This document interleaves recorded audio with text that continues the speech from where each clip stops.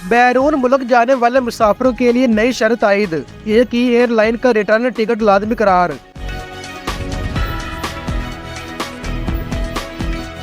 FIA civil aviation authority ने बैरून मुल्क जाने वाले विजिट वीजा के हामिल मुसाफिरों पर एक नई शर्त लागू की है।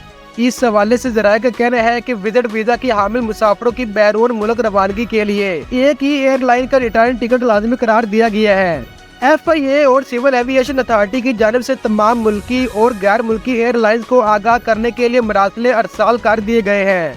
इन मरासलों में विजिट वीजा पर बैंकॉक, मलेशिया और दुबई जाने वाले मुसाफिरों के लिए अदायत दी गई है, जिन पर खसूसी तौर पर अमल दरामद लाजमी करार दिया गया है।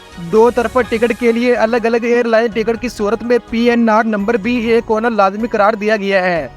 मरासले में कहा गया है कि मुलाजमत समेत दूसरे ममालिक में स्लिप होने के लिए एयरलाइन का दो तरफा टिकट नहीं खरीदा जाता। डिपोर्ट होने पर ऐसे मुसाफिरों से अखराजात वसूली में भी मुश्किलात हाइल होती है।